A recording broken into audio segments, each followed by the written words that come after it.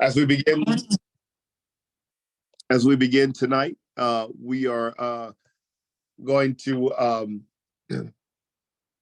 I just want to share with you a few words about Justice and Beyond. Justice and Beyond, as many of you know who are familiar and have been a part of Justice and Beyond for a while, we have been organizing for about 9 years now in the city of New Orleans and beyond, even to the river parishes, fighting for justice in many focus areas, including criminal justice, housing justice, environmental justice, education, working in order to inform people, educate people in order that we might agitate on some instances in order that we might bring change. We are consistently doing that even through the pandemic as we have been meeting together through the Zoom platform in hopes that one day we'll meet together again as we once did in one big room to feel just the energy and the synergy that we have in that space. Know that although you may often see me very public facing, that there are many leaders of Justice and Beyond. We call them our pillars, those who have signed up and dedicated themselves to be a part of the planning and the vision casting for Justice and Beyond. If you want to be a pillar, just let us know. We'd love to have more pillar citizens, people who are not part of any particular groups, but just want to be a part of Justice and Beyond. Let us know. We have our planning meeting every Tuesday at noon by way of this very same link. So please join us. With that said, we're going to go ahead and just introduce our guest panelists tonight, and that we're very honored that you are here. If you wouldn't mind, just go ahead and mute Pastor your phone. Manny. Yes, Hello? yes. Pastor Manny, may I make my commercial? I'm like 5 minutes. Go ahead, Thank Valerie. you. I didn't know you were here. You were so quiet. Yeah. I want to thank everybody for joining us. This is a very important meeting. All our forums are very important. We asking everyone to please to respect one another because everybody is important.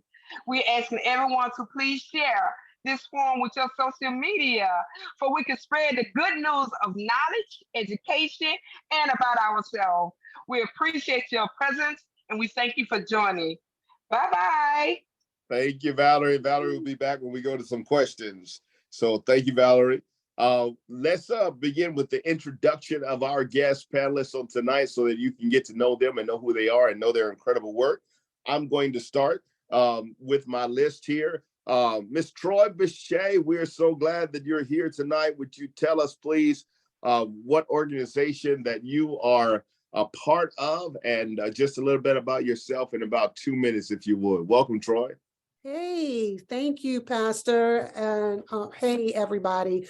Wonderful to see these great faces that come to Justice and Beyond every solitary Monday. And thank you for any new person that is here this evening. My name is Troi Bechet. Again, I am the founder and CEO of the Center for Restorative Approaches here in New Orleans. I founded CRA in 2008. Since that time, we've done about 1,400 restorative interventions in schools, some in the justice system, some in organizations, in universities, in order to really build people's capacity to be more restorative in the world. And just one point of information, Betty asked me just to briefly share a little bit of information about Marcy Mistret. Thank you, Marcy, for being here. Marcy is the senior program manager for the Restorative Justice Project out of Impact Justice, which is a national organization, but I'll let Marcy say more about that. I am done. Thank you so much. We appreciate you being here tonight. And now this brother who is always a part of Justice and Beyond and who is here every single Monday, and I appreciate that so much, whose voice is so valued. Mr. Raymond Sweet, would you introduce yourself and tell us a little bit about your work? Good evening. Again, I'm Raymond Sweet.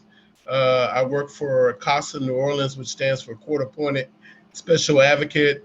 And we work on behalf of the best interests of children in foster care through recruiting volunteers, and training them and supervising them to make sure that our children are getting the best representation, not from a legal perspective, but from a best interest perspective.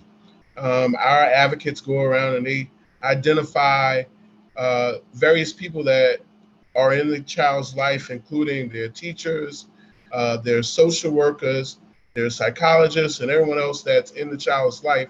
And then we bring that information to the court with recommendations on behalf of the child's best interest. The reason why this topic is important to us is because our children that are in foster care also at times find themselves in juvenile delinquency as well. And so I was reading the other day, I think somebody from LCCCR is here, reading the other day that it costs $65,000 to house a child in care. Imagine house a child in the juvenile justice system. Imagine us putting that money toward a family or even additional services and education to help keep the child out of the system. So I'm happy to be here and to talk with you more about this topic. Thank you, Raymond. Appreciate you being here. Especially appreciate the work that you're doing. Mr. Ernest Johnson of Ubuntu Village. I think many of us know him and his great work. Ernest, would you introduce yourself, please?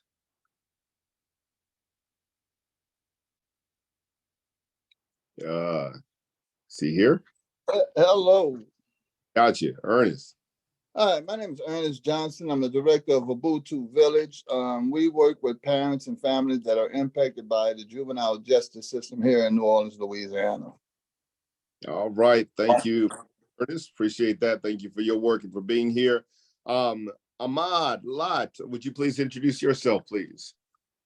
Hey y'all, Ahmaad Lott here. I work with the New Orleans Youth Alliance, the fellowship coordinator, but I also work within the field of youth advocacy. So here to represent and advocate on behalf of young people throughout the city of New Orleans and elsewhere. So glad to be here. Thank y'all very much. Thank you, Ahmaad. We appreciate you being here. Asya Howlette, would you please introduce yourself? Howlette, I'm sorry. All right. Asia, like the continent. Asia. Yeah. I'm the director for the Office of Youth and Families, making my way to that spot via education, though. So that actually is my background. And I do appreciate being back in this space. When I ran for school board, I remember doing the forum here, and there has consistently been a lot of care and love in this space. So I'm really grateful to be back. Thank you, Asia. We appreciate you being here. Thank you. And do I have anyone here from the Louisiana Center for Children's Rights? All right. Not seeing anyone. We're going to move into this discussion that we have here tonight. Guest panelists, again, we're just going to have a conversation. And although some questions will be directed towards a single person, I just want you to feel free to add to it, to comment about it, to jump in, at the appropriate time that you feel, if you deem necessary, but also know there'll be questions just directed towards you. But this is meant to be a conversation between all of us. Let me just say this straight off. There are a lot of times that definitions for words and phrases and terms that are in everyday culture that get misconstrued and misinterpreted and just get molded into what people want it to be rather than just what it is. And so in conversations like these, it's helpful to just have a working definition of something so that we don't get off base. And especially for those who may not be aware, so we can be educated. So I'm going to ask this question straight up. And I'm going to ask this of Troi. And then other speakers, you may jump in here if you feel that something needs to be added. But Troi, if I can just start with you, what is the definition of restorative justice for those who just have no idea and to just prevent it from just going somewhere where it's just really not supposed to be? Yeah, thank you, Pastor. Well, for us, we actually use the broader term of restorative approaches. Oftentimes, people connote restorative justice with the reparation end of the spectrum. And if we really want to get to the point where we are focusing on how to keep people from that end of the spectrum, we need to do things further down the continuum. So for us, restorative approaches are ways of interacting. They're not a program, they're not a service. They are a way that we interact that nurtures healthy relationships. So we focus intentionally on nurturing healthy relationships and instilling an obligation to the community that we are one person and that we have an obligation to others in the community to make that community stronger. And we do that in order to address conflict and wrongdoing when they occur, because they will occur, in ways that meet needs and connect us to one another rather than disconnect us. So we want to prevent destructive conflict, but when it does happen, we address it in ways that meet needs and connect us to each other rather than disconnect us from each other. And we focus on healing and reparation. So those are the pieces that are really important to the process. Okay, I like that. Those things that connect us rather than disconnect us, and remembering that whole kind of umbrella of restorative approaches. And is it fair to say restorative approaches bring about restorative justice? Is that all right? Absolutely. To look at? Yeah. Okay. Yeah. So justice that focuses on meeting needs and connecting us rather than disconnecting us and providing healing. All right, thank you. I had to sneeze for a minute there. Thank you. Let me just ask any of our panelists if you would would like to add anything to that, or anything that you just want to highlight in what Troi said there is especially important to you. I think Troi did a good job of explaining that. And I just imagine just like from a community perspective, and when I say community, I mean like the 4 streets that you're a part of. I really don't mean that broader sense. The 4 streets that you're a part of, you know, checking you every now and again as a child and even as an adult, how we keep each other, you know, intact in a loving way.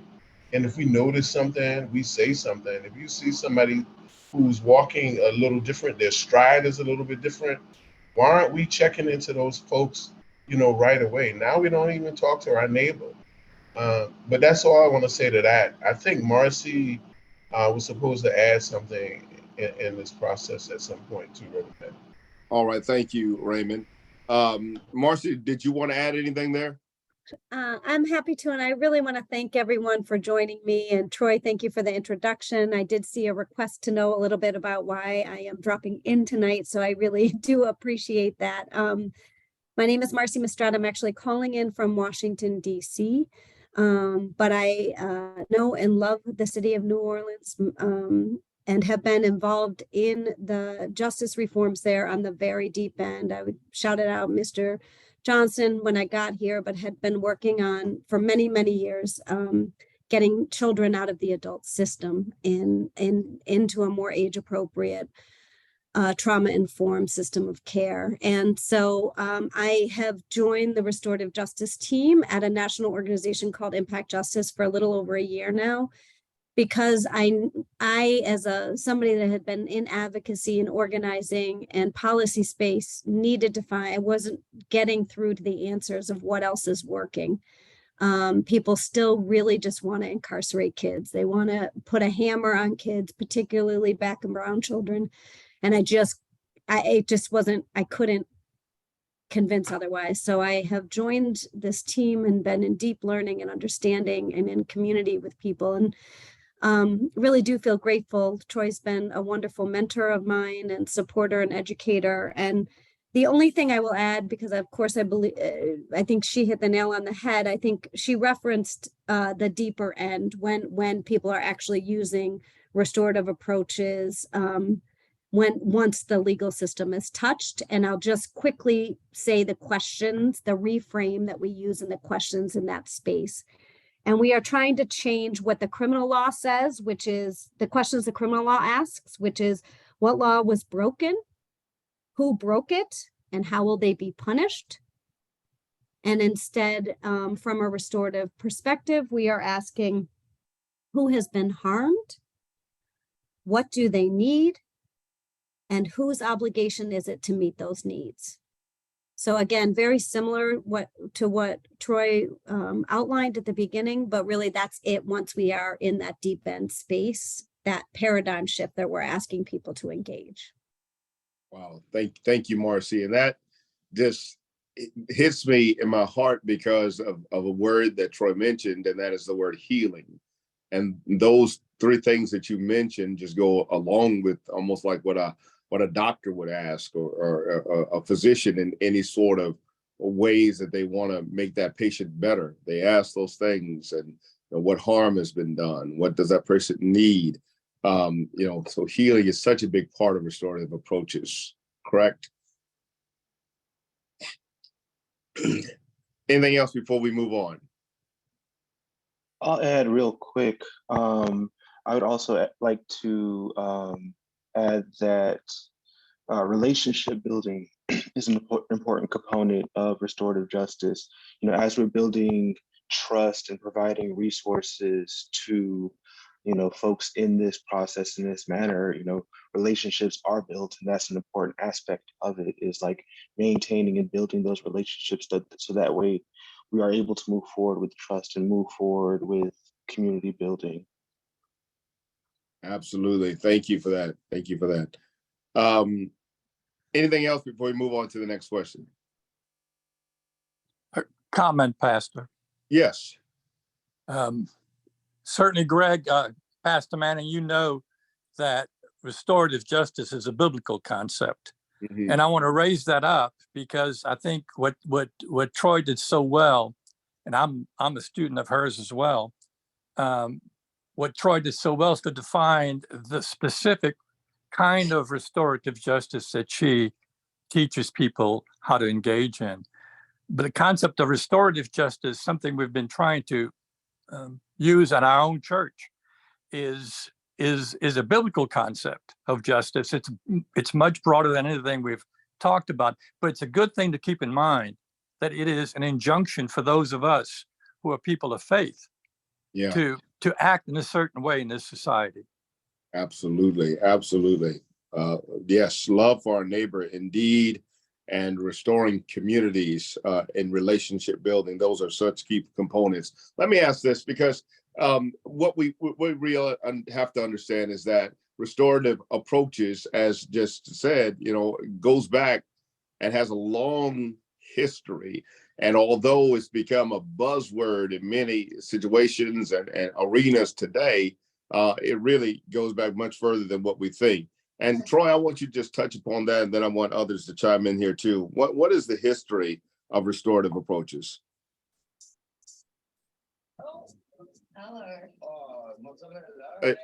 I hear a phone. It might be somebody can put their phone or their device on mute. But Troi, did you hear that question? Yes, I did. Yes, and thank you for the question, because it's important for us to remember or to learn, for those of you who may not know, that restorative approaches have been around for a really long time. Virtually, like many countries throughout the world, hundreds and hundreds of years ago, practiced these ways of interacting. Coming together as a community to intentionally build relationship.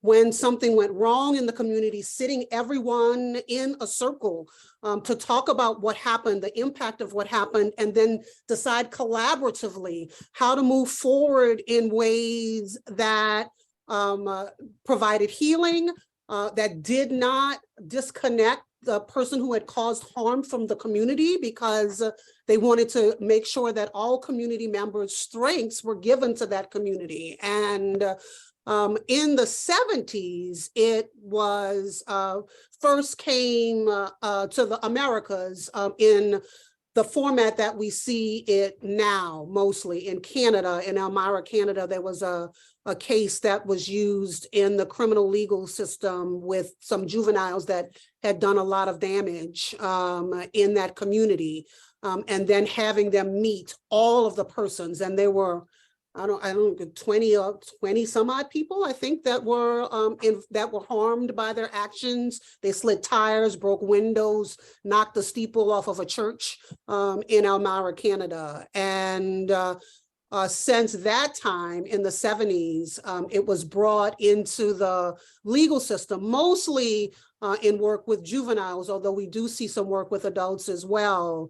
And then from there, we have really moved restorative approaches into any community that, anywhere that there's people, we can use these practices. We have done work with organizations all around the country that are trying to be more restorative, and particularly in the context of looking at the issues that we've seen elevated over the last few years, in terms of diversity, equity, and inclusion. One of our guiding principles for restorative approaches is to ensure inclusion. Ensure inclusion. We are always working to make sure that we have an inclusive community so that everyone has the possibility and the resources that they need to thrive. But we have taken these practices from indigenous people that have been used, that had used them hundreds and hundreds and hundreds of years ago, and we are now re-remembering them. I love that. We're now re-remembering them, and as we do that, thank you for that brief history, Troi. I really appreciate that. But as we re-remember them, there are some getting used to. There's some growing pains. There's some really some flexibility that people have to learn to accept, and some paradigm shifts. And so one of those paradigm shifts has to happen within the courtroom, so to speak, and what we see happening there. I want to turn this to our other panelists, and because many of you have spent time in the courtroom and setting and interact with families and youth and adults as well.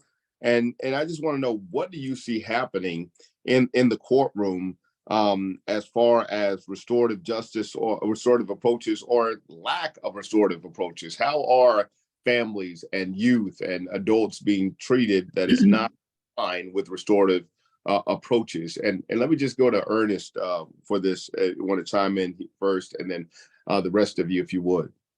Could I slip something in there quickly? Please.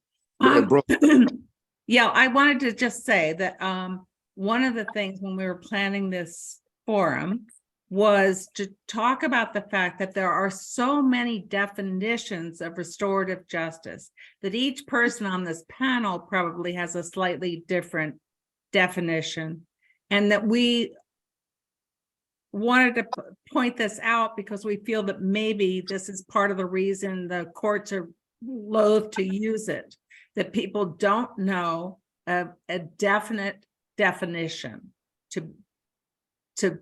or a definite process that's prescribed so that they can go forward and use it properly. So that I just wanted to slip that in because that was one of the main things we talked about in planning this. Sorry. Thank you. Ms. Brooke, can I hop in then? Yes, please. Okay. It's funny you should say that. I actually wholeheartedly believe in what Troi said. And I think one of the disconnects is the piece about care, compassion, community, that it's not a set of steps of things that people need to be doing, but it's truly how we humanize each other and how we choose to honor that in an individual. And it's very difficult, I think, to truly teach someone how to love another person. Because if I think about what gets rid of oppression or racism or any of the isms, it's love. And so I think it is very difficult for people to concretely map out steps to say, like, oh, if I do this and I do this, and it's like, yes, you do those things and they are kind, they are thoughtful, they are fair and appropriate, they are examples of justice. but the core of it is what we believe is the minimum expectation for how we will interact with another person, another group of people. I look at this work at a systems level. And in the work that I do, I'm often thinking about where are the spaces that lack justice. And so I don't look at it from the same lens as the court. So I couldn't answer, I am in no skill set or expertise to speak on the court. So I will defer to Mr. Johnson also. But if I look at it from my capacity, I might say something like the Children's Museum. Mm-hmm. It's a beautiful space. We love the Children's Museum. If I go into the Children's Museum and I do not see Black and brown children in the Children's Museum, like I see represented in our population, that means that there are experiences of creativity, of quality that our kids are not seeing, right? And so, although it might not seem like, you know, people are like, okay, well, the museum versus prisons. And I'm like, well, a museum is actually where kids belong. And if my kids are not there, then I'm sure they will be in your prisons, right? So the museum is important. And if my children are not reflected, our children are not reflected in that museum, then you have them in your prisons. And so I'm often thinking about where are the spaces that I can make sure are reflecting love, care, and most importantly, quality. Because often when we talk about what Black and brown children are going to get, or even court involved, like once you've hit the court and you've been labeled as this thing, I think the quality of what people are then given is absolutely, without question, a reflection of how society feels about them. And I think it reinforces constantly what they believe is expected of them in this space. So, you know, when I'm thinking about restorative practices and restorative justice, I am thinking about the environment, right? Does the environment say, we want you here, you deserve the absolute best? If it is not the best, you have every right to speak on it and trust that we are going to make the adjustments to reflect what you are deserving of. And so that's how it shows up for me. And so if I, again, am silent for some of the court pieces, know that it is out of respect for staying in my lane and the things that I have the most experience with. So I just want to throw that out there. So much, and that was so powerful, because that really goes to the root of it. I think so often we overlook the things that cause so much trauma, and what was said before, what you said before about harms that are done. You know, a lot of the harm is done, you know, so much prior to the fact that before children are put in the jail cell or detention or wind up in the courtroom. And we have to look at where those harms are done in our communities first and in their environment, as you say. That is so incredibly important and really expands our understanding of restorative approaches even more.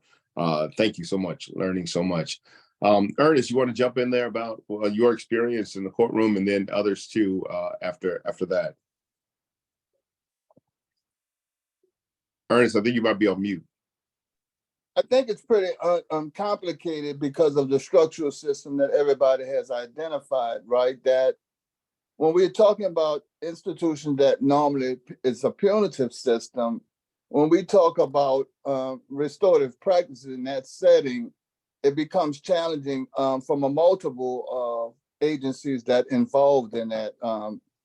You know, even getting to speak to some of the victims to understand what is restorative practices and the benefit of having that, even to get to that point. And even, you know, the defense has a client privilege between them and their clients. So when you're talking to a client from a lawyer perspective, it's difficult for them to build an adequate defense per se, for them to challenge the court on specific cases in a way that can bring about restorative practices. So I would say is that, you know, even people who work in the court systems who have had restorative practices trainings, it's difficult for them to implement it in a way that it's supposed to be because of the system structure and the institution and its practices historically over, you know, 400 years when you're talking about Black people, right? So it becomes very challenging. And even though a lot of the courts and even the detention center states that they use restorative practices, when you're talking about victims and the specific perpetrator, because of the laws and the defense practices, it becomes very, very challenging for that to actually happen. And we have seen it happen on a few cases, but not enough cases to where we are making a big difference. So while restorative approaches are desired, the legal system and policy has not caught up to the restorative approaches that need to be put into place, and it's a roadblock that Correct. If I could add something to that, I agree that there are many roadblocks that have been put up, and some of them are legal roadblocks. But I believe this is more of a will problem than a skill problem. If we call them the harm party or the victim wants to use restorative justice, we should give them the opportunity to use restorative justice because they are the ones that, technically we know that it is the state that is considered, the complainant in these cases, and often the person who is the victim, or as we call them, the harm party, doesn't have a lot of say in what happened. And that is a lopsided and harmful system, and we know that as well. So I believe that we should advocate for any cases in which the victim really wants to use a restorative process, to be given that opportunity. And if, for example, we are trained, we train people to be facilitators. There are instances where it might be more harmful to bring them together, but the court is not trained in that way. The district attorney is not trained in that way. And I would love Marcy to speak more to the need that research shows that we should pull as much of this work out of the criminal legal system as possible, put it back in the community, and let community organizations that are trained, know how to do this work well, make determinations about whether or not it might be harmful to put them in a restorative circle or not. And when, Marcy, when you answer that question, or anybody else for that matter that wants to jump in there, I think it would be helpful to us if we had specific cases or situations where you can say, okay, this is a situation that could definitely be handled by a restorative approach rather than our traditional, legal system. So let's kind of frame it in that manner. And also, too, I think, Reverend. Yes. Reverend Manning, I don't want to call her out. She doesn't want to be called out, but we do have a parent's attorney online in the system. So if you don't mind, and Zinga, if you want to speak up, you can. If you don't want to, that's fine. But Nzinga actually works in this space right now in our city, and she may have more information for us for Orleans Parish. But I'm just putting that out there. You don't have to say nothing, Nzinga. I'm just saying if you want to, you can. I will concur with that. If you would like to say something, please jump in. We want and value your experience and your expertise that you have there. So let me give you a moment to think how you want to, if you want to jump in. I'm going to go to, thank you, Raymond, for that. Let me go to Marcy, and Zinga, if you do want to say something, or anybody else for that matter on our panel list. And I want to include you in that, and Zinga too. I think you have a lot of value to add. Marcy, did you want to jump in there about specific cases that could be handled in a restorative approach way? Yeah, thank you, Pastor. And I do want to say that I want to echo what folks have said. There is really nothing about our legal system that is restorative. Every step of the way, it is not restorative for the people who have been harmed. It is not restorative for the people who have caused that harm. We understand that once you touch that system, the likelihood of further harm being done to you by the system increases tenfold. Just real quickly, I do want to say that there are 39 statutes right now in 21 states. So that's almost half of the states now do have it in statute to allow restorative justice approaches as an intervention pre-charge, right? Before somebody is formally filed in the court system. And impact justice, we operate in that space as early in the system as possible, because once somebody touches the system, the outcomes become so poor so quickly that we really want to get it as early as possible. So as Troi said, it can live in community. Just real quickly, a little bit of a frame on diversion and kind of that front end. And I do want to be clear that we are centering both the person who has caused the harm and the person who has been harmed in that space, right? The point is to repair that relationship, as Troi opened us with.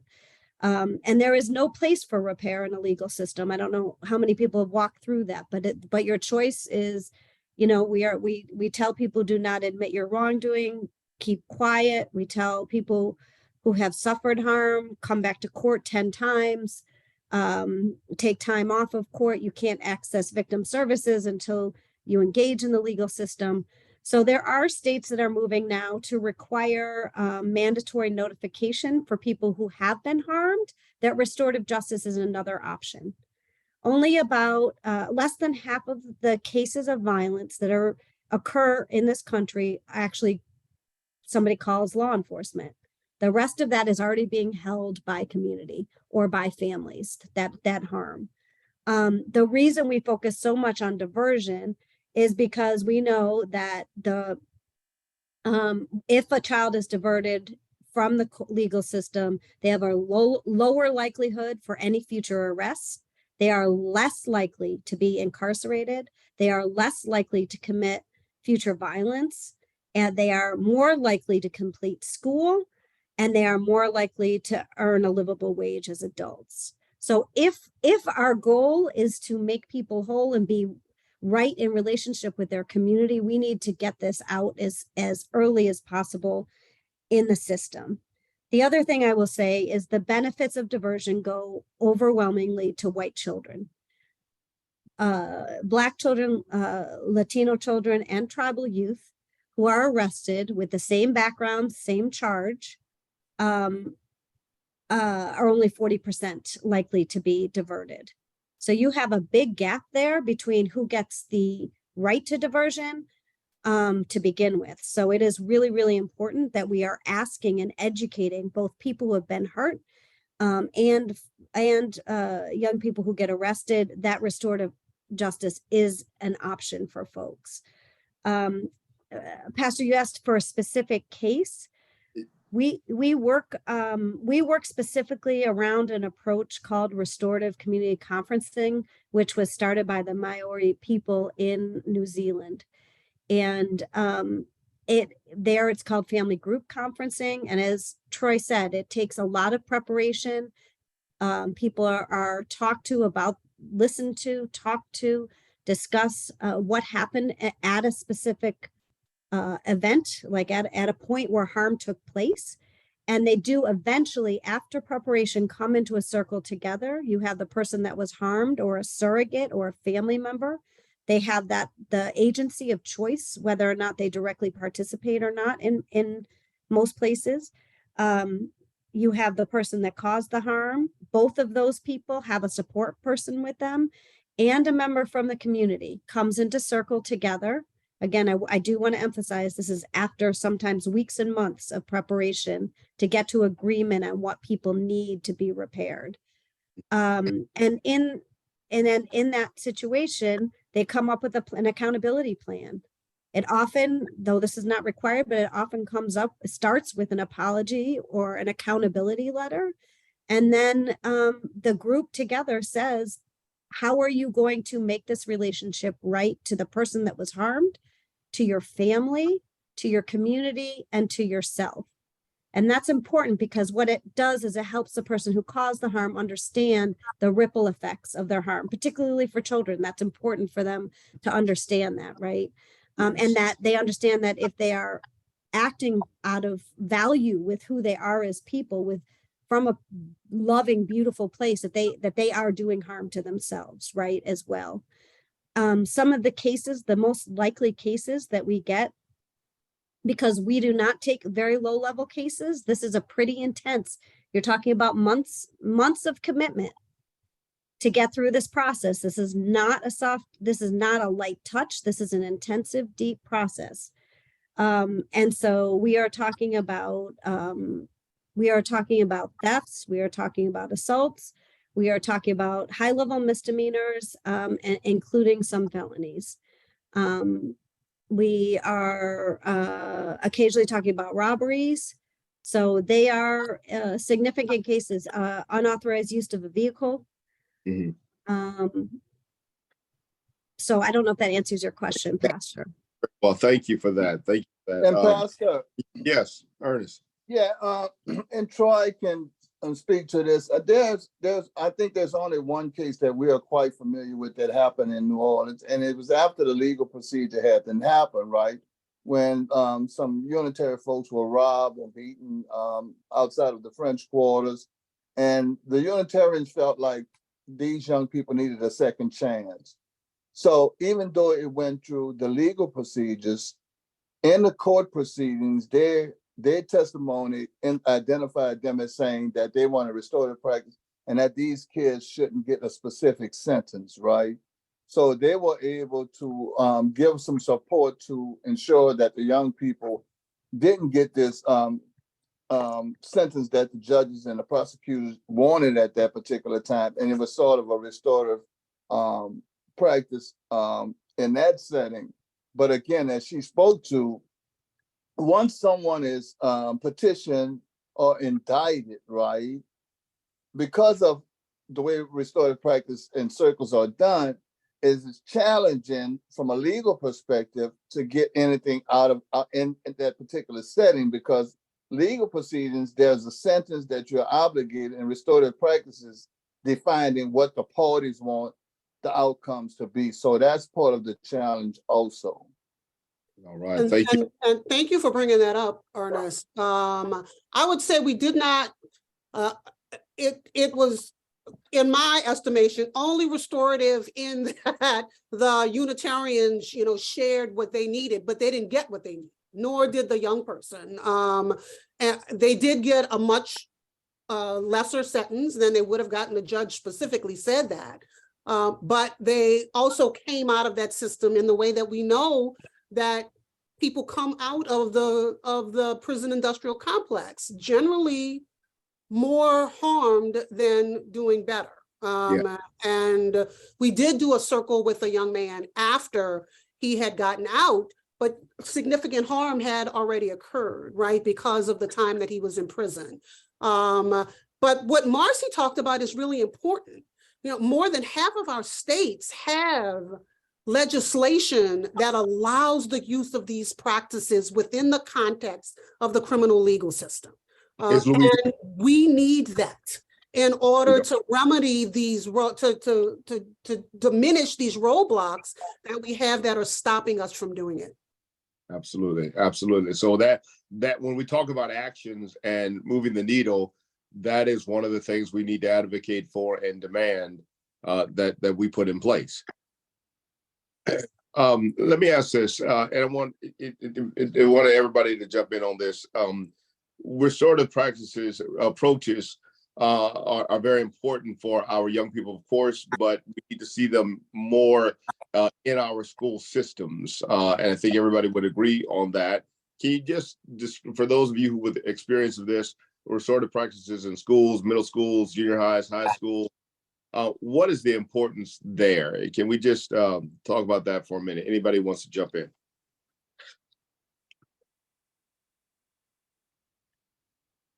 Anyone? The importance of. I mean, I'm happy to talk about it. I wanted to, give other people. Yeah, Troi, I really think, I think your approach is so important in the schools, and has been so successful. I think there are a lot of people here who would like to hear about your experiences there. Absolutely. I'm happy to share it. I mean, the majority of those 1,400 interventions that I talked about were in schools, pre-K through, well, K through 12. So children as, young as 5 and 6 years old can participate in these processes. So our process has been, and I have 2 board members who are here, Susan Norwood, who actually helped us with helping young people to learn how to facilitate what we call restorative conversations on their own. I tell you, it is so beautiful when a young person, 10, 11, 12, 13 years old, can help to facilitate a conversation between fellow 10, 11, 12, 13-year-olds and help them to get to resolution. I mean, it is just the most beautiful thing ever. So thank you, Susan, for volunteering with us to help make that happen. And also my board member, Nancy Freeman, is here as well. So our approach involves training the entire school. That is our goal. Bus drivers, cafeteria workers, teachers' aides, principals, everybody in these skills of community building, which is so important to the process, intentionally spending time to build community between the people in whatever community that is, in this case being schools, and having teachers to use them in the classroom in order to ensure that these young people know each other and that the teachers know the kids, right? Because conflict will always happen. When conflict happens, you are more likely to want to resolve it with someone you have a connection to. So this allows them that when conflict happens, people are more willing, since these processes are voluntary. Nobody is forced to come together to try and resolve a conflict. We hope that through modeling and through instilling this obligation to community, they want to do it. They want to come together in order to resolve that conflict. But 96% of the time, when people agree to come together in a circle to resolve whatever conflict it is, whether it was a teacher who had a problem with a student in class, and rather than kick them out, suspend them, they come together to talk about what happened, who's been affected, and then how to move forward in the most positive way. 96% of the time they reach an agreement. 96% of the time.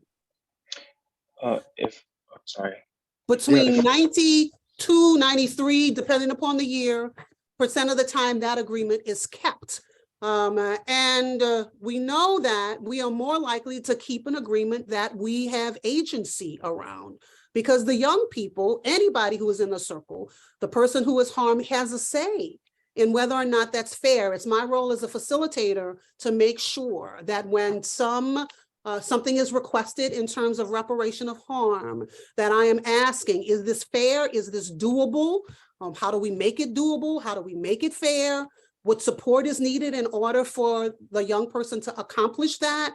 All of those things are talked about in the process, which elevates the likelihood that that agreement is going to be kept. Right? This is what, and this is not just CRA. I'm very proud of CRA's stats, but it happens all around the world because of the structure that is in place with the restorative circle. And that is a 32-hour at minimum process of training in order to be able to facilitate a restorative circle. Then you have to observe them and co-facilitate them before you're doing this on your own. But preparation, as Marcy has already said, is the biggest part of the process. How do we prepare people for that? I will say, though, in schools, it is a much shorter process. And if you train someone within the school, sometimes these restorative conversations or circles can happen in a day or two. If a person is embedded. We had people embedded in schools, and they were often able to bring young people together in what we call a restorative conversation in the same day that the conflict happened, so that things are happening rapidly. But you have to have someone there in the school trained in that process. It takes longer on the front end. I'm gonna just be honest about that. But once it becomes a part of the culture, conflicts don't happen as often. We saw as high as a 75% reduction in behavioral referrals in 1 year of a school being trained in these processes. Wow. 75% reduction in behavior referrals. We saw as high as 65% reductions in violent offenses happening. When schools everybody is trained, they do it in a whole school way, and they do it with fidelity. Those are the kinds of statistics that you see. Wow, that is absolutely amazing. And that thus has the overall effect of keeping children out of the school to prison pipeline at the end of all of this and putting in these practices. That is, I mean, with those types of success rates, it just begs the question, why is this not being put into practice throughout our schools in a robust way across the board? And we have to insist on that. I think Ahmaad was trying to jump in there. Yeah, so I wanted to add real quick, I think one thing that's been missing from the conversation is narrative. The very fact that so many people know that these approaches exist, but they don't believe that our young people might be worthy of this. But we should be pushing forth the narrative and working with our young people to help them to understand that this is something that everyone deserves, especially that our community deserves and wants to do and is engaged in. And I think Troi made a very important point of the fact that it needs to be instilled at all levels of community. So having people in schools, but not just schools, but having, young people in the community, young adults, people who are able to stand in those spaces that, maybe adults aren't able to fill in, but by having restorative justice practices, the Rebuilding Our Village NOLA policy platform advocates for increasing restorative justice practices, schools and citywide. So, one of our missions or our goals is to find more ways of having that to happen. So, I think we need to find more ways of helping people to be able to access that at different levels so that they're able to really grasp the concepts and really live with these, because these are things that don't just need to be taught, they need to be lived. So I just wanted to add that in there.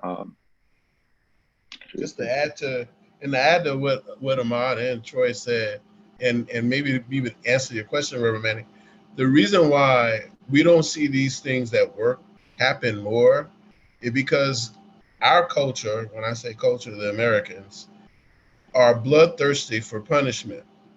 We have people applauding Jordan Neely being choked to death for yelling and screaming that he needed food and shelter.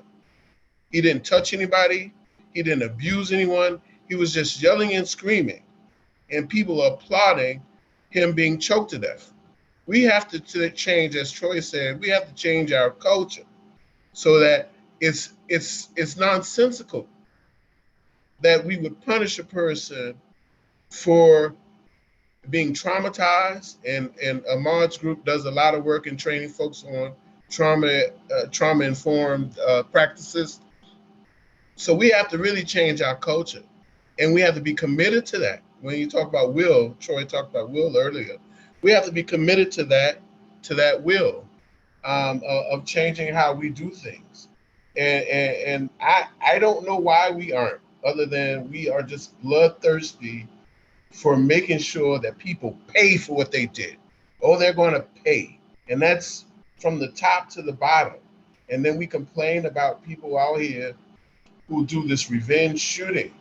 It's because we have trained people that that's the only way that you can respond to conflict is by punishing the person who caused you harm. And we really just have to change our culture. Absolutely. I don't know how to do that. And, but, it's out there for us to do.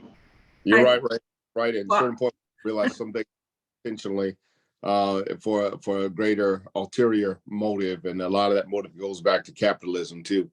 Well, can I add something more here? I think that Ahmaad and others were onto something when you talk about education. I taught in Quaker schools for a good 20-some years, and when you start at kindergarten to teach people, and from September to January is the longest it takes to get those kids ready. And we never, as teachers, we never had to interfere. Once the kids learned how to do this, they did it themselves for each other. They would take each other outside of the classroom to deal with things, to work on restorative justice. And once you teach kids that, there's no going back. They won't go back. They don't want to. It's obvious that it's the right pathway for the human brain and human culture to be loving towards each other and forgiving. And that really works. So if you start these things in schools, you're taking care of the problem, really. Absolutely. That's all I have to say. Yeah. Thank you. Hey, Reverend. Yes, go ahead. Do you mind if when I hop in? Please. And I say this, two things kind of in mind. One, I can't remember, maybe multiple people have said this at this point, but really addressing multiple levels of access points for young people is important. And I absolutely believe in that access point being schools, because everyone's going into the school.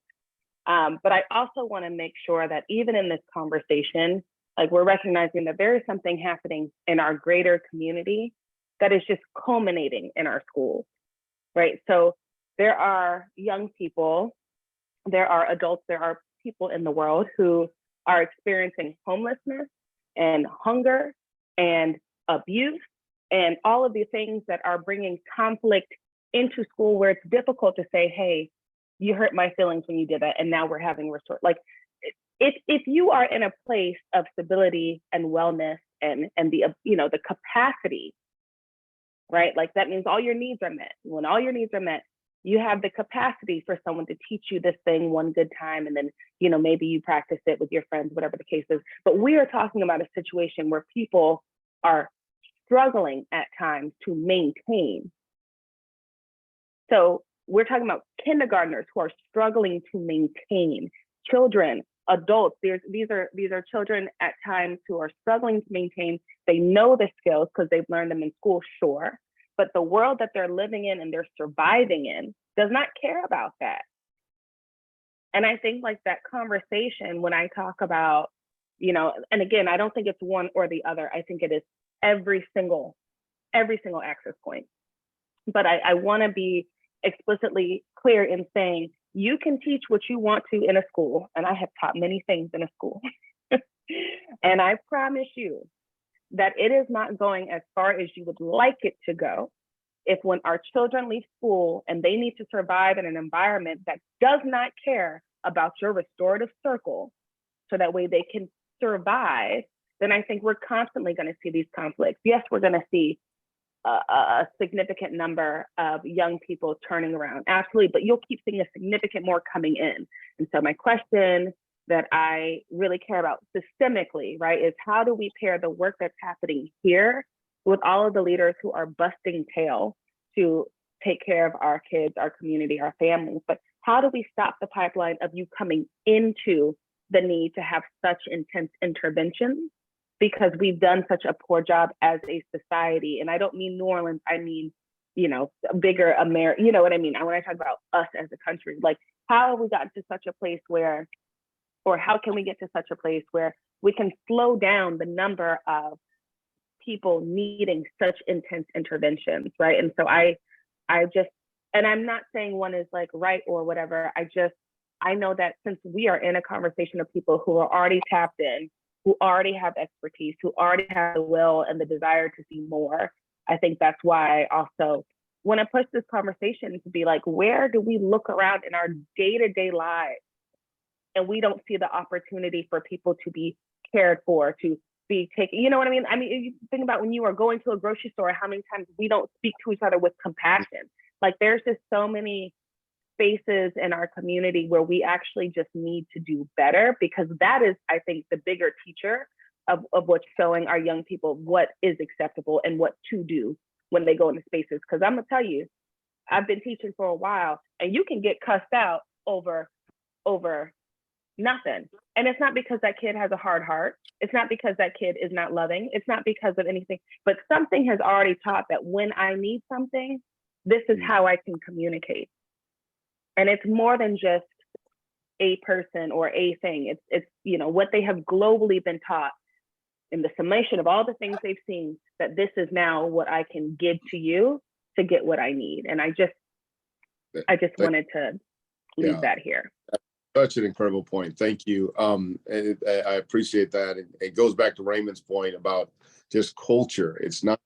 It's culture on so many different levels that and so entrenched and so deep of what needs to change, and the tentacles of it are so far reaching and touching especially our children. And so we could have a conversation all night, I feel like, but there's people that have come on to this conversation tonight that are participants in this Zoom that have some questions. And so I'm a little late in getting to them because this conversation has been so incredible. So, but I'm going to give opportunity. Valerie, you there? Valerie, you there? Valerie's on the phone, so I'm going to be doing questions. Please, yes. If there's anybody else questions, you can raise your hand. We will address you that way, or you can type them in the chat. But let's throw them out. Brooke, what you got? Yeah. Who and what? Jeff Connors asks, who and what are the levers to activate this process? And I think he means what Ernest was saying. Is that right, Jeff? How do we get the laws changed? Yeah. In the court systems. Yeah. How do you start it, and who would be the lever to start the process in court? Anyone, any of our panelists, do you know what starts the process? It is just it being offered, there's a request. What starts this whole process in motion? Well, I think there's a multitude of stakeholders involved in this, and I think it ultimately starts with the district attorney and his approach about, you know, whether or not to petition or to indict a specific client. I mean, a specific individual. But I think it also, you know, when it even getting in the courts, I think with this conversation, I think it speaks to around emotional intelligence, like Dr. Seymour has indicated that the philosophy of our judicial system, it's not ingrained in there, right? So how do we get people to shift the way they think about kids in particular, right? When we're talking about them entering into these systems. So to Mr. Connor's question, I think it's a long road, but it would have to be through some legislation process, right? That they're forced to do it, or the opportunity is there in law, right? Opposed to them having to make a decision upon their own. And let me ask y'all this. Do y'all, any of you know of any legislators that are presently behind moving legislation that will make this codified as law? We have any advocates in that area? Doesn't sound like it, huh? Okay. So we need to find those advocates that are going to press for it, and it sounds like we need to say it more often. I mean, I know we're saying it often already, but we need to speak louder about it even more, be more demanding. Brooke, what's the next question?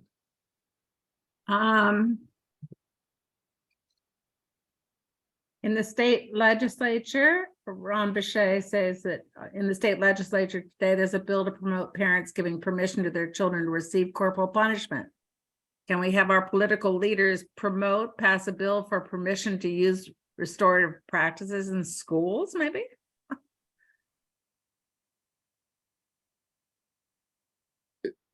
Well, since that's my husband, I'll respond. I'm not sure that's fair, Troi. Thank you, honey, sure. for that question. I think the answer just piggybacks on what Mr. Johnson said and what you said, Pastor, that we need to find advocates for that. Somebody has to be enough of an advocate to want to, you know, write a bill and and put it forward and have it go through committees and, you know, all of those things like that. But the point is well taken that it reinforces what's been said throughout the time we've been together and in other meetings, that we focus a lot on punishment. Our culture focuses a lot on punishment, and we need to shift our culture to be more restorative. Absolutely. I can't just keep thinking back to it, just to that the fact that this affects our Black children so much, and that whole concept of them being unworthy. I think somebody said that they're just not deserving of it. They're more deserving of punishment is very disturbing. Brooke, go ahead. Yeah. Yeah, Ernest. Pastor, could I say, ask one thing?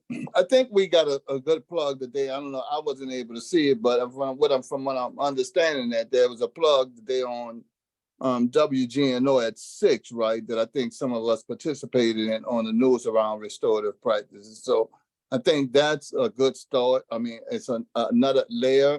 And I would ask that Ashley from LCCR has joined us. If there's an opportunity for her just to say a little something from her perspective would be helpful to this conversation.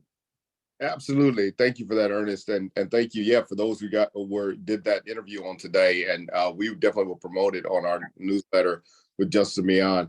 Ashley, you want to just greet everybody and tell us a little bit about yourself and your work? Hi, everyone. I see several friends on the call. My name is Ashley Hill Hamilton. I'm the policy director at the Louisiana Center for Children's Rights. I'm just getting back home from being at the Capitol all day, and there's such horrible legislation going on. I'm really excited to hear the ideas on this call about coming forward next session with legislation that would support restorative practices and put that in law, where I appreciate what Mr. Ernest said about it not being up to the discretion on whether or not someone uses those approaches, but it would be a part of our strategy and our laws of that's what is expected. I do think, however, there are several legislators that would be willing to get behind it. LCCR, we've been building a relationship with the Black Caucus, and they are willing to get behind things. They want to have conversations. We've been talking to them about the humanization of our children, the things that they need, the supports that they need, and how we cannot turn our backs on them, even at their worst moment. And I just believe that as a group, we have to band together to be able to push legislation like that forward, because people who are on the opposing side, they are working together. So yes, I would love to be a part of that, and I would love to support in the strategy around us getting someone to put that in action for next year and file that bill. And I do think we have supporters that will be willing to do that. That's good news. That's encouraging. Very good. Thank you for adding that, Ashley. I appreciate you being here tonight. And we may have some, and I appreciate all your work. Brooke, are there any more questions? Yeah, it just doesn't stop. We have Jeff, who wanted to find out why, sorry, I can't get the chat to come up again. He wanted to know why, how we could get this built into the school system. Is that right, Jeff? I can't get the chat. There we go. Yeah, just has anybody approached the new school board president and the school board, the board, with the idea of making this uniform in all public schools? Yeah. First, you got to get a handle on the oversight of those charter schools, huh? But yeah, that's been the issue. We have not approached the new superintendent, but in previous administrations, that's been the issue, that the charter schools have so much latitude that it is difficult to have a universal way of approaching things. Troi, let me ask you, just further to your point, why is it that does the school board have the authority to simply say, this is now part of your contract, this is how we are going to contract with you, you have to have, etc.? I would think so, but I have been told no, unless I was misinformed by previous administrations. Uh-huh. I was about to say, Troy, I know that they could, when a contract is getting renewed, or yeah, when they renew, or if a new contract, you know, a new school comes into the system, it could be written into that contract. I don't know how often those things happen though. Yeah.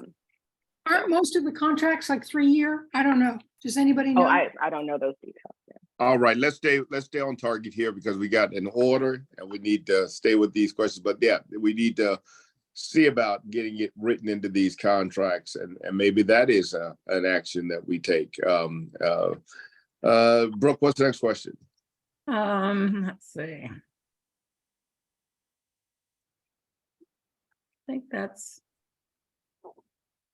pretty much it. I did, I put in the chat for everybody's perusal if you want to take it at the 40.27, I don't know, it's not minutes, obviously seconds, I guess, on PBS last Thursday was a great little short of a woman who had been shot by a young man who had spent 40 years in jail. He came out and desperately wanted to meet with her. She had been paralyzed from her waist down for all that time. She had 3 children, amazingly, and had apparently, according to the judge, had never really been vindictive or, you know. So anyway, he came out and they had a reunion, and that was on PBS on the NewsHour. And I thought it was a great ad for restorative justice. Even it was, you know, pretty simply done. And it was just the man who had shot her by mistake when he was 17 years old. She was 13 when she was shot. And both people's lives had changed dramatically. And the commentators made that very clear, that it wasn't one person over another person. It was that both people had suffered in that incident. And Thank so you. Anyway, I stuck the link in the chat for you to see. And I think that's, I don't see. Let me just ask, are there any more questions that anybody has? You can jump in or use your reaction button to raise your hand. Any other? My hand has been up for a while. I have a question. Go I want to ask this to the people. There's quite a few who are part of or involved with the juvenile legal system, you know, the courts. And that is, it seems to me, in terms of, somebody mentioned that there has to be an insertion point or a kind of a gateway, if you will. And I just want to throw out there that, I mean, having been a public defender and involved with capital cases and whatnot years ago, I think that the best insertion point there's 2. One is in the schools, and we've talked about that some, but the other one is, has to be, I think, with the DA's office. And that's my question. Because it's the DA, once the DA charges, there's so little that can be done. And so I'm throwing that question out to Marcy, to Troi, to, oh, I can't see her anymore, to Ashley Hill Hamilton. Anyway, Raymond, you might have an idea about that. We do, CRA has a MOU that was just recently signed with the district attorney's office. The goal is to, it's only for juveniles at the moment, but our goal is to move it to adults eventually, to have pre-charge diversion, meaning that they would not charge the young person, and they would refer cases to restorative justice diversion, to a process similar to what Marcy had described. I will say that, and I don't know enough about the criminal legal system to know exactly why this happens with regularity, it seems, in New Orleans, that getting the pre-charge cases appears to be difficult. We will accept post-charge cases as well, but obviously we want to keep young people as much out of the criminal legal system as possible. So pre-charge is the best case scenario once they are arrested. All right. Good question, Lane. Thank you. Jeff, you have a question, or somebody else before Jeff, or was it Jeff? I want to just add to what Troi was saying. We just have to remember that the DA is an elected official, and he goes around bragging about, or she goes around bragging about how many people that they've put in jail. That's what they use to tell everybody why they should be elected again, because they've arrested so many people, and then after they arrested them, they put so many people away. They brag about that kind of stuff.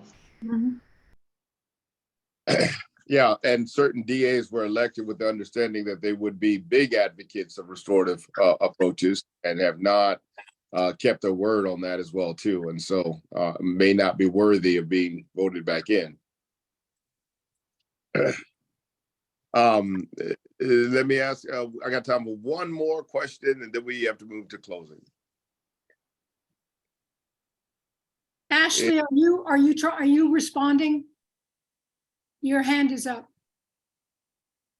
I didn't mean to have it up. Okay. I didn't mean to have it my up. hand up. Guys, there's way too many people jumping in here. If you would just let me handle this, I'd appreciate that. Thanks, guys. All right. Any more questions before we close? Max? Yeah, Max, I did. is your question? I had a question for Troi. You know, this has been a wonderful conversation that made us all feel good about this process, but it's also a very heavily resource intensive process. And I wonder if you just address that, because that's a big factor if you're going to go to the legislature with an attempt to try to pass a bill. Talk about the resources just a bit. I mean, it would have to be funded, and I know Marcy probably has more information about this than I do, but there are states that have funded this through millages and, you know, things like that in order for these processes to be appropriately resourced. You are absolutely correct, Max, that we just having an unfunded mandate is a recipe for failure. If I can just, I'm sorry, please. Pastor, Yes. real quick. If I can just step in here, I just want to call us back. This is a mental shift. There is absolutely no reason that we can't refer cases. It costs money to send the kids to court. Just have that money follow the kid into this alternative practice. You can either do it on a per case practice, etc. I can guarantee you it is not more expensive than what the court process would cost, and yet the outcomes are fantastic. So again, we just have to push. There are states, Colorado, Oregon, who have passed legislation with money attached to it. The struggle is the money still goes through the DA's office first, and then to community. We are trying to find ways to get it to actually go directly to community first, and then do some sort of incentive-based program that says, like, if you refer to this, you get, you know, whatever, you get the, what are those things called? Pay for success models. All right. Yeah. Thank you for jumping in there. I got to leave it here. I want our guests, panelists, to give any closing remarks in about 1 minute that they would like to, and specifically mention any actions that you would like us to take as those who have been blessed and educated tonight and really moved to want to do something to change the paradigm that we're presently living under. So mention that in your closing, if you would. Let me go to Troi first, and then we'll move on down the list. Thank you. Yes, thank you so much for having us. I have loved the energy around this conversation. For those of you who live in the 7th Ward community, we are in an effort to change really culture, are working with Solidarity in the 7th partnering to begin to look at how to bring restorative approaches into specific neighborhoods. And there is a forum that is happening at St. Luke's Episcopal Church from 10 to noon on Saturday, talking specifically about restorative approaches from more of a neighborhood perspective. That's good. That's good. Did you put that in the chat too? Just so people can have. Yes, I will do that. Thank you so much, Ron. Appreciate you being here. Appreciate all your work. Always good to see you. Raymond, you want to give some closing remarks? Any call to actions? Yeah, I just like to lift up the work that Troi is doing and others are doing, because it helps children in foster care who, benefit from different approaches, who've been, traumatized in their own situation, and instead of us responding in a proper way, we respond in punishment. And just to add that, imagine from the work that LCCR was done, a family who has been harmed could use the $65,000 that we spend putting children and adults away per year, and putting that back into the family, how we can reduce the harm, especially in a city where Black folks earn 1/4 of what white folks earn in the city. Imagine what we could do with that kind of investment in our people. Powerful. Thank you, Raymond. Appreciate you being here tonight. Ernest Johnson. I would just like to say, Pastor, there's hope, right? I think we look at all that's happening, not to take to any specific institution or systemic system defense, but in having conversations not only with the district attorney, but with juvenile judge, there is a sense of hope.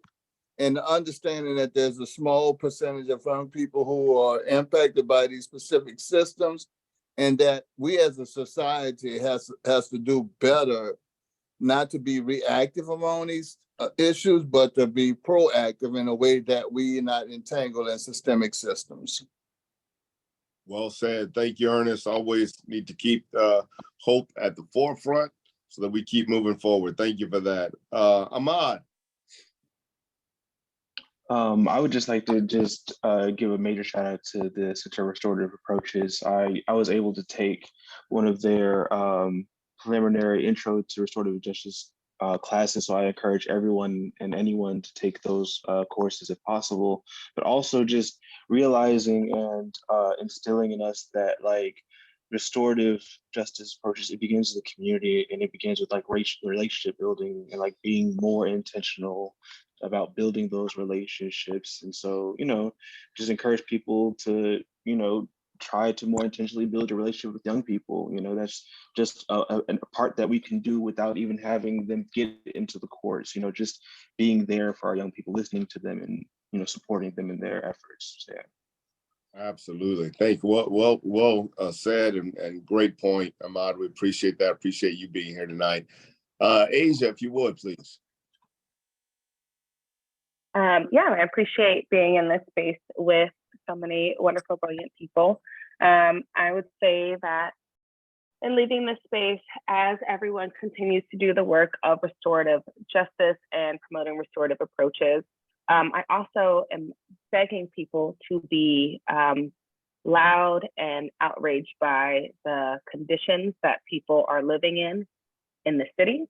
When we are driving through a dirty city, we need more community members to say, people can't live like this. Our children can't be raised in a place where it is dirty, where the buildings are dilapidated. Those things are all reinforcements for how our kids are seeing their value in our community. So I just all of these little pieces, just constantly thinking, if you are looking around and you're thinking, this is not the best thing for young people to see or for people to be living in. Those are things to be showing up to council about, to be pressing the administration about, because it's great to build relationships, but when we have environments that don't suit the best of what people deserve, it reinforces the worst of what we get. So just be relentless in pushing elected officials to give our city and our people what they deserve. And I'm saying this as someone who works for the mayor. Be relentless. Be relentless. Well said. Well said. That should be on a t-shirt. Be relentless. I love that. Absolutely. We gotta move forward, being relentless. And Marcy, do you have anything to share before we go? I just want to say that it inspires me to see 40 people on a Monday night so deeply committed to a new way of thinking and upholding our community. So thank you for letting me be part of this. And if I can be a resource for any of you, please feel free to reach out. Troi knows how to reach me. Thank you, Marcy. Appreciate you being there tonight. Thank you for all your words of wisdom and expertise. And keep up the good fight and keep up the good work. We appreciate it. Everybody, we're going to have to leave it here. This is the point in our conversation as we begin to wind down and prepare to go our separate directions, that we ask for any announcements about any events that we need to show up for and make our voices heard or known, or just be educated by being at that event. So if you have any announcements at this time, please feel free to inform us now. Any announcements? Go ahead. I'm Richard Saxer. I'd like to mention that the Reentry Mediation Institute of Louisiana does wonderful mediations for people who are leaving the carceral system and are a fantastic resource for us. And you put it in the chat. And I put it in the chat. All right. Very good. Thank you, Richard. And thank you, Arissa. Got your help. I do have something for y'all. Please. Betty, she actually, when she left, she went to go to the community meeting around the parks. Again, another place for people to be, the parks. So there are community meetings. There was one today, which was the Uptown one, but tomorrow it's going to be in Algiers at the Morris FX Jeff Recreation Center from 6 to 7:30. And then on the 10th, it's going to be at the Troi Recreation Center, same time. And then on the 11th, it's going to be in the East at Joe Brown, same time. So all week, there are community meetings to make sure we have a livable, beautiful place for people to exist. So please come to the park. Thank you. Get involved, be there, show up, make your voice heard. That's what we do. Any other announcements? Thank you. I also put that flyer in the chat. Thank you so much for that. And we'll get it out in our weekly newsletter, hopefully, so that people can be reminded of it. Thank you, Valerie, for putting that that flyer out there. Any other announcements? Last call. Any other announcements? All right, everybody. Listen, thank you to our guest panelists for your expertise, for the work that you're doing to advocate for our children, to demand that we put in place restorative approaches to heal our entire communities. And we're all doing it together. I love the work of Ubuntu Village. I am, because we are, and that's really a model and an umbrella that should be over, a banner that should be over all of our lives as we work together. Listen, we're going to close in prayer. I want to ask my dear sister Valerie if she would close us with one of her dynamic prayers as we go our different ways. Sure, Pastor. Lord, our Father in heaven, we come to you as your humble servants. We thank you for this platform you bless us with tonight. We thank you, Lord God, for our guests who came and explained everything to us, because we are willing vessels out here trying to help, trying to make it better for our children, for our youth, Lord God. But we need you to help us, the adults, to help to make the way easy for our children, for they can grow up to be productive, positive adults as well. We ask, Lord God Jesus, that you bless each organization that represent the youth, that represent the young adults, Lord God. Bless them with the ability, Lord, for finance, for availability, Lord God Jesus, to be there for the children, Lord God. We're asking that many more platforms be available for them to reach out to the children, to the adults. And Lord God, it was sad upon our hearts that we did not hear of a politician who we voted for is not supporting the youth, who's not supporting the adults. So Lord God, we are asking in Jesus' name that you press upon some politician hearts, that they speak up and fight for our children. that they will have a way to better themselves, to help the neighborhood, to help the community, help them in their school and college, in the community, so they can stay off the streets, so they can be productive. We thank you in advance for what you're going to do, because we know that you're going to do it, because we ask it in your name. We thank you for Just Beyond. We thank you for each pillar. We thank you again for each organization.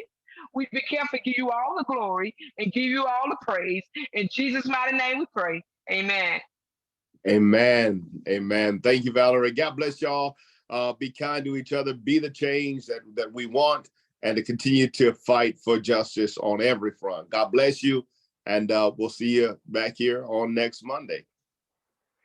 Good night, everybody. Thank you Be all. safe. Good night. Good night, everybody. Take care. Thank you all.